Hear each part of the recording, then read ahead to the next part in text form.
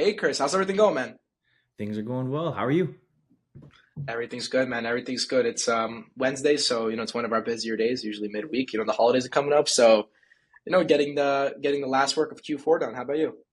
Of course, kind of same thing here. Some things are wrapping up for the end of the year. Other things are getting queued up to start next year. So it's good time. Good time to be working away. Yeah, no, absolutely. That's I couldn't have said it better myself. What are you guys seeing right now in terms of business? Are you guys slowing down or are you guys speeding up? Because I feel like those are the two right now, the two things I'm hearing. It's either some people have nothing to do or some people have too much to do. So what are you guys seeing right now for the end of the year? Both. Both? And the reason for that is we've seen, I think the biggest trend that we didn't expect seeing this year was how many organizations had different changes with personnel, especially hmm in significant leadership roles. So we have a lot of changing direction, a lot of new scope, hmm a lot of people who are looking for something new, have a new strategy, have a new direction. And so it's definitely both. There's some that is just really pulling back and saying we're going in a direction that is going to be very operationally focused and our marketing is going to be really light. And then there's others hmm who are doubling down saying we're confident where the market's at and where we're going, let's go get it. And so hmm it's been all triggered by that, which is, new leadership brings a lot of interesting changes. hmm Okay. No, yeah, that makes a lot of sense. So question, right? Because the viewers don't know exactly what you mean by organizations. Do you want to just give a little bit of context to who exactly you work with, what exactly you do? Just kind of introduce yourself. It's like your elevator pitch. Yeah, for sure. So, my name's Chris Milton. I started 323 Media, and we've been growing our business through COVID. We started just a year and a half before COVID hit, which was really interesting. So, we've been very comfortable having to pivot to survive. And we're now in that position where we've realized who we like working with and what we want to be able to build. So the first part of it is we realize that our goal overall and who we like working with the most is not your typical marketing agency that is trying to generate as many possible leads. We're actually better suited to be working with people who need engagement and who have hmm a really high volume, high touch relationship with their clients. And so we fall into an interesting space where our top three specific industries we focus on, number one is actually nonprofits and getting hmm their message out there and working with them when they're trying to engage with their message, their donors, and even helping them with their grant process and how to create more authority in the space so that they get better funding. The second is hmm working with industry organizations who have a membership base and who are trying to grow and foster the growth of an industry. And then the third is really high ticket B2B relationships. So that's a very enterprise level B2B SaaS or even Yeah. like an advisor or like a hedge fund. And so all of those things fall into the same boat, which is, I don't need to sell a million O. Henry bars. I need to find that one person that's going to be with us funding along the journey and really like investing hmm in the next 5 years. And so it's a very Yeah. different trajectory than, how do we build 100 websites next year? So we're a little bit different in that sense, but that also means that we get to be pulled in quite a bit with other marketing agencies to complement hmm what they're doing on their side. Yeah. No, 100%. I mean, I will be honest with you. We work with a lot of clients, right? A lot of them being those types of like we build websites, we do this and that.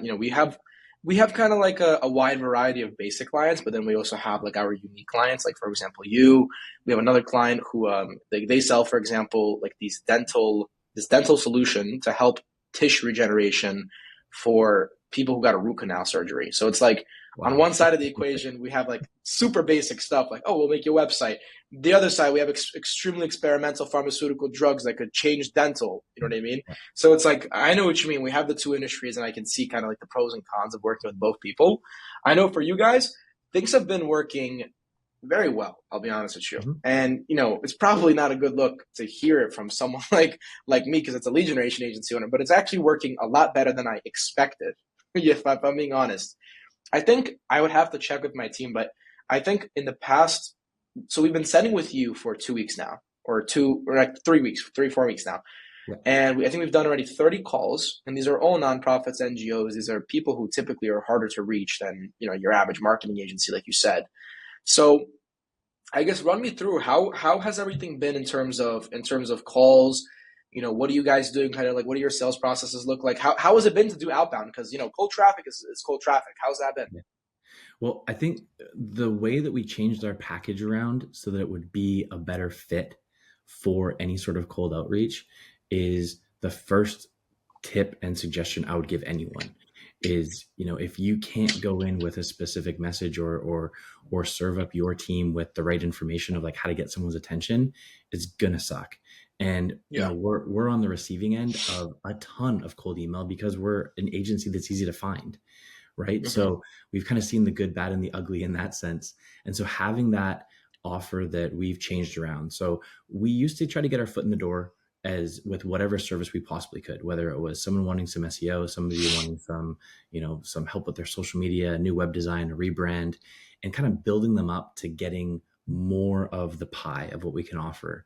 And what we realized was that is something that just puts us as a commodity, and it Yeah. made us lose. And so we actually flipped that completely on its head and said, our team loves it when they have content from the client because there's no doubt that it's their voice, is their authentic voice.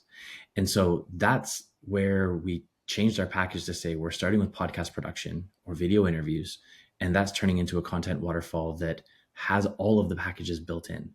So it is very high ticket, but it's also something that helps with that outreach to be able to say, we need to broadcast your voice. What you're doing is really cool.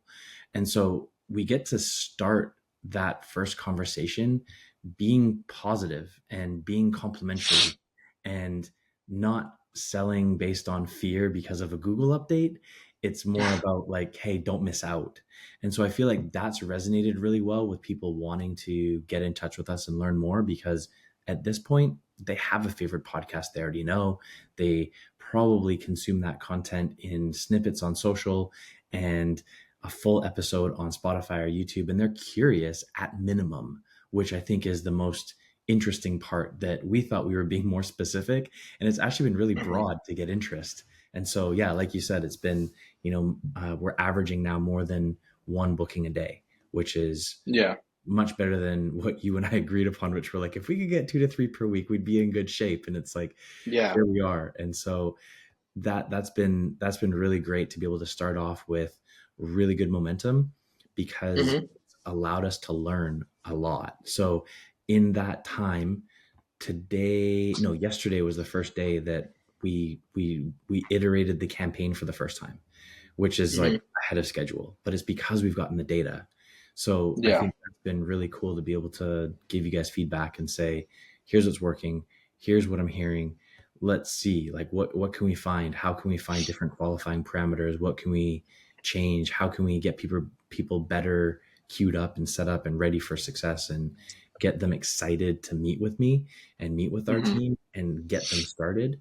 And so that's kind of, we still have a roadmap, I think, to work together of making this feel like it's like a very reliable machine that just keeps building momentum on its own. But it's been Hmm. off to a fantastic start. Yeah, no, 100%. And what I think you said was very interesting because you mentioned how you guys used to be like a full service marketing agency, and then you kind of switch into being like an alternative agency where you're offering an alternative form of marketing. And this is like a term that I use. There's no one definition of alternative marketing, right? But it's just like anything that's not SEO, PPC, Google Ads, like the same exact things that everybody in the world sells. And matter of fact, the way we started realizing this because we had multiple clients who came into the agency, and they had like alternative marketing offers. So we had this one client who his campaigns were so good that like I thought that there was something wrong with our sequencer, like there was something wrong being with the stats. I'm not even gonna lie. So this one guy, he sold newsletter sponsorships, right? So he would basically go to a company and he would be like, okay, look, you sell products to AI companies, right? Or to people who are interested in AI. It's an AI product and you sell to people interested in AI. Now you can try to target them with Facebook ads, you can try to target them with Google ads, you can try to target them with all of the traditional channels you target them, or I can sell you a sponsorship on XYZ newsletter, and each one of those newsletters has 200,000 unique readers, which are Yeah. all interested in AI, right? So instead of you wasting money on CPMs where 90% of the people you're contacting don't even care what AI is, right? Why don't you go to the exact person? I think we booked that guy like literally, I think it's on the website, but it's 47 calls in a week, right? Like, could you imagine 47 calls in a week, right? Just because he sells something that people actually want, right? So his offer was literally just to contact technology companies, sell them newsletter placements. That's all it was, right? It's nothing crazy. And it's like for you guys, I would say a newsletter and a podcast are two alternative options for marketing, right?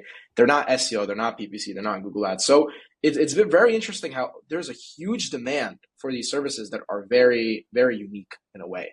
And Agreed. something that I've realized, and this is something that we're going to be applying to your campaigns.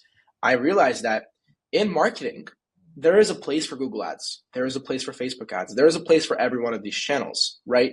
If I'm going to try to do, if I'm going to try to do code email for you, I'm not going to sell a demand capture offer through code email. Like it doesn't make sense. If I'm trying to capture demand, I'll run Google Ads for you, right? Someone Right. wants this, they search it up, boom, we got them, right? Why would we try to run a demand capture offer with a demand generation channel, right? But then you have the other side of the equation. You sell something that most of the time they're not actively in the market to buy. They might be interested, they might like it, they might want it, but they're not actively taking the action to buy it. So you have this demand generation offer, and you send an email and that person is looking for it. And that's why I think the campaigns perform so well, because all of these nonprofits, they need the internet, right? A nonprofit without the internet is pretty much, it can only get as big as their local community, right? And a lot of the times these local communities aren't going to get them to the status they want to be at, right? They're not going to get the donors, they're not going to sell the board seats or however you refer to them. Like they're not going to get those KPIs these companies are looking for. So I find it very interesting how all these nonprofits are looking to get online. They're looking to do these things. Right. And I think that's part of the equation of why we ended up getting like a 10% reply rate. Like 10% on cold traffic is like unheard of. Wow. It's like unprecedented, on complete cold traffic. They have no idea who your company is or who you are. And like they're responding at one in every 10 people. So that's been very interesting. And, moving forward with us scaling up the email accounts and us implementing new conversion systems. I don't want to go into them because I don't want anybody competing with your offer. But I hear you. it's very very interesting how code email works and how kind of like demand capture, demand generation, they all play together. And I guess for you, what's kind of like the story behind it? How did you get with nonprofits? Is that just like one client happened to be a nonprofit? You guys just enjoyed working with them, or like how did you even stumble on this? Because it's so specific. Like how do you even end up doing this? So it filled our void of losing hospitality at the beginning of COVID. And the reason that it became this really easy sell was because how many nonprofits raise money based on in-person events that were completely canceled. And so we had people that Mm-hmm. didn't really know what they were going to do to continue. Like we have one that we work with that deals with people who have really rare diseases. Those diseases didn't stop because of COVID. These people that are expecting the support from the nonprofit is still expecting the support from the nonprofit. And they're looking at it being like, well, our golf tournament, our spring gala, our winter gala, it's all canceled. How do we make money? And so we were actually helping a lot of these nonprofits pivot to online fundraising, whether that was online fundraising platforms being built into their site, different subscription tools, different challenges that were a lot of fun. And it was really this kind of convergence where they didn't know much about what was going on online. We have enough understanding of how e-commerce can be built successfully to convert people for sales online, and we have an interesting connection with like YouTube and streamers and the gaming side of things. And so we're like, this seems like it's going to be a good fit to get content in front of people at home. And I'll just give you one really interesting example. We did a virtual gala that was all across the country. They had a keynote who was presenting virtually, they had an MC who was in a different city, and every person who registered for the event still received their gift box, which was all of the merch they would have received if they went to the event, delivered to their door, and they all Mm-hmm. had catered meals. And Wow. so they tried as best as they could to be like, hey, we're still going to have 200 people here. And we ended up getting 350. And they were buying a full price ticket, having this virtual thing. And it was a blast. Like it was so cool to see people still rally behind these causes. And the Mm-hmm. long tail of that was they realized, whoa, if we don't have to have somebody in a physical room for them to buy a ticket, do a silent auction, or whatever their main revenue stream was. What could we do to complement those things when we're back in person? And Mhm. so that's where we stuck around and tried to help them do more. And it was a great way to help people pivot, but then also start teaching them about, you don't need to have a thing for somebody to find out about your cause and stumble on your website and then donate $100. Like that's a big deal because you Yeah. didn't have that before. And so that's where it became this really fun place to be with a lot of passionate people and a very clear ROI for any sort of marketing objectives, which Hmm. obviously any marketer's happy to know that there's some table stakes involved and that there is a specific goal, but it meant that there was a really clear outcome that they were trying to accomplish. And Hmm. I think they benefited a lot. I don't want to speak on behalf of them, but there was Yeah. probably a lot more that they got out of it having a marketing voice with strategy and leadership as part of their planning conversations than Hmm. thinking about it more as an event or a fundraising.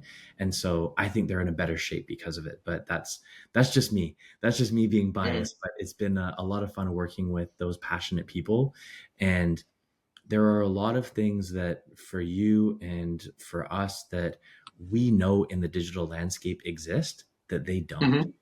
And little things like, if you have a fundraising campaign that you're doing, it doesn't have to just be donations. The in-kind donations, the things you can do with different kinds of sponsorships and different types of partnerships still mean that it's revenue coming towards your cause, but the outcome that that company is getting could be more beneficial to them than just writing a check. And so that was another thing where they started to understand like, wow, if I actually have an audience, if I actually have a strong position in the market, I actually am more attractive to potential corporate donors or to organizations that are designed to distribute like a massive trust fund or a wealth that has been accumulated through previous generations because they have the ability to position themselves and actually promote that organization as well. So it's been a fun little boot camp working with some of these nonprofits. They come in all shapes and sizes, and I think that's going to be a very interesting part of 2025 as we start getting them more on board. Is their Hmm. voice instead of being just a guest on a particular podcast that can be in their particular area. They're actually the ones that are driving the conversation because they have their own podcast and now they have great content marketing and now they've got Hmm. content social too. Yeah, that makes sense. And then what, like, I mean, obviously I know the answer to this question because, we work together, but just so the viewers have an idea, what exactly does your service look like? Like, how much of the podcast process are you getting? Are you like recommending equipment for them to buy? How, like, to what extent do you help them with this podcast? Yeah, so our service is completely done for you or broken out as building blocks to plug into something that they're already doing on their side.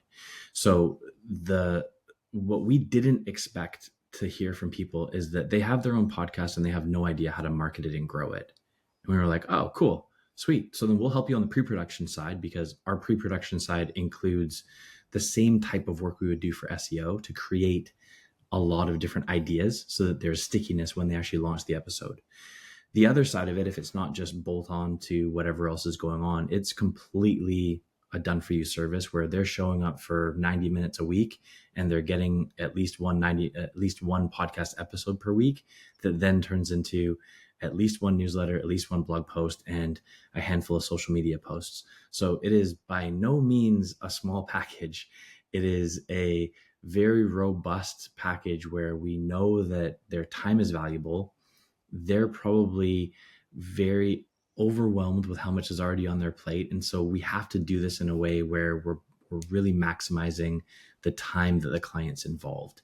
And so we do have a bit of a founder led approach when it comes to how we're looking at this as well, because knowing that they're active already, knowing that they've built something impressive, it just helps everybody. Like they've got a good story to Hmm. tell. And so we want them but we also don't want them to think that it's a drain on their own resources. And so that's why we've built it this way, where we want them to feel like they're showing up as the star to their episode. The other thing that we Hmm. do offer for some of them is, instead of doing it on a regular cadence, like once or twice a week to meet virtually, we can actually do batches in their hometown. And so if it's something that they want to be able to do that way instead, great. We'll be there for 2 days. We'll get probably 10 to 12 episodes done, coordinate all of the guests, and we'll be out. And some people prefer that. We've had a lot of fun trips that way. We've got a whole podcast studio that fits into 2 Pelican cases, and we're ready to rock. So Hmm. yes, in terms of how far the extent goes, like we're trying to make this as easy for the clients as possible, and that comes down to, we do have a list of lights and cameras and microphones and all of the different tools and things. And if they wanted to do it all on their own, we've got a course for that too. So Hmm. it's trying to get them where they want to be, and sticking within our parameters, but delivering it in whatever way is necessary to get us to the finish line. Yeah, no, that's very interesting. And you know what else is more interesting? A lot of people are talking right now about how like short form is, taking over, people's attention spans are lowering. But it's so interesting how even though it's happening, there's still such a big demand for long form content. Because it's like Mm-hmm. you would think it's like okay, everyone's saying that, oh my God, people can't focus for 5 minutes at a time, like this and that. Yet there's this crazy demand for newsletters, which are manual reading. There's this Yeah. crazy demand for podcasts, which are hours long at times, or at least an hour long, right? Yet there's this crazy demand for like these long form assets, which people still very much want. It's right. And there's so much. I feel like there's misinformation because like I mean, I guess yeah, like short form content has definitely blown up over the past couple of years, but to rule out long form content, especially something like a podcast, is very very like not a correct way to look at it. I feel like podcasts are such an underrated offer. And Yeah. right now, I think the next outreach campaign we do, or another outreach campaign because we're always running outreach for ourselves, but another outreach campaign we'll probably do for ourselves is just contacting other podcasting agencies which offer services to other adjacent industries, which aren't obviously nonprofits, but other podcasting agencies who offer stuff for other clients and try to work with them just to see what Mhm. what can work out. Because funny enough, we actually used to work with another company very similar to you. This is like when we just started our agency, probably like about a year ago, where these guys made podcast clips, but they didn't do it to make a podcast. They did it to have ad creatives for LinkedIn, right? Cool. So they Yeah. had this unique offer where they would get on a call with you and they would literally talk to you and just ask you like the perfect question for like a LinkedIn ad creative, and then you would use them as LinkedIn ad creatives, and they were like killing it. They guaranteed that they would like lower your cost per acquisition by like 200%, and like this and that. Like it was a really really good campaign. And back then, I thought to myself, oh, people just want LinkedIn ads. People just want lower cost per acquisitions. When in reality, I think it was the mechanism that they were interested in. Right? It was the podcast clips, which potentially could even be something that you guys ads you're offering. Right? You could say that, listen, guys, like if you want to run paid ads, right, Yeah, use these exactly. podcast clips. They're great. So very interesting to see the synergies and kind of how people are using like long form content. Yeah, I think long form content, the most interesting part of it is there are a lot of opportunities where people are craving depth from the right people. And a couple of examples of that is, if you were to take like the CEO at a gala, regardless of the industry, regardless of what it is, the people they're going to talk to are going to get no more than a minute with them, because it's a huge thing. It's networking. Salespeople doing the same thing at a trade show. You're not going to be able to get the depth that's there. And the one that really surprised me was actually leaders of their own organizations. So we have one podcast that we do for a company that has 10,000 employees. It doesn't see the light of day because it's literally like a video podcast from the CEO and the management Mm-hmm. team to all of the employees, and it helps build their culture. It is Mm-hmm. the most unique way to do it, but he's honest. He's like, I've got employees around the world. I literally could not have a meeting with each of them if I wanted to. Like, it's physically impossible for me to do anything else. But I don't want them Mm-hmm. thinking that I'm the big bad boss sitting in, the ivory tower, and I'm completely Mm-hmm. disconnected to what they're doing on a daily basis. And so this Mm-hmm. was his way of saying, like, I want to be able to do this for my employees and make them feel like they know me. And I was like, that's really good. Like, that's really good. That's an awesome insight Yeah. into how we as people, if you take like a movie versus a TV show, we love movies, but if you hear about movies, people talk about them in the same way that they talk about social media posts. Did you see this? Did you see that? But when they talk about TV shows, they talk about the characters, right? They're like, That's a very interesting insight. do you know Seinfeld? Like, do you know the cast of Friends? Like, it's never about what they did. It's about who they are. And so for Hmm. people who are trying to build their brand and they know that that will help them on the marketing side, the podcast is the equivalent of that. It gives them the depth to be able to have people know who they are, not just what they do. Because Hmm. it's easy to put the label on anybody because their title is right below their name on LinkedIn, right? This way, Hmm. it's like, how can we keep in touch with people? How can we give them a better understanding of the intent? And I think that's what really is resonating with a lot of people, especially in our space with those nonprofits that have done a lot of boots on the ground trying to fundraise. They know how hard it is to get somebody to pay attention to them for a little bit of time. And I think they're also seeing this as an opportunity for them to really grow that awareness and give people the Hmm. depth when they want it. Yeah, no, that's actually a crazy way to put it. Like, you are right. I never hear people talking about the character from a movie. It's more about like what happened in the movie. Like, this car exploded, that exploded, this Yeah, exploded, you right. know? So, but then when you think about it, like for your most popular TV shows, it's like, oh my God, I think these two are like dating, or like this person like Right. betrayed this person. It's more about the character than it is about the action. So that's Yeah. no, that's actually a very, very interesting point. So, um, no, thank you, Chris, for the meeting, or thank you for the interview. I think we're going up to 30 minutes here. It felt like a breeze because there's actually a lot to talk about. So, I guess right before we wrap things up, I just want to give you a quick opportunity to plug 323 Media. If there happens to be somebody, whether it's a nonprofit, an NGO, whoever it might be, who wants a podcast done for you, where can they reach you? What's the best way to contact you? How can they get involved? Yeah, the best way to go is 323.media. Yes, it's weird. It's not a .com, but that's where you'll learn more about us and what we do and our overall format about how we do things and how we deploy things is also something that we love to talk about and love to share.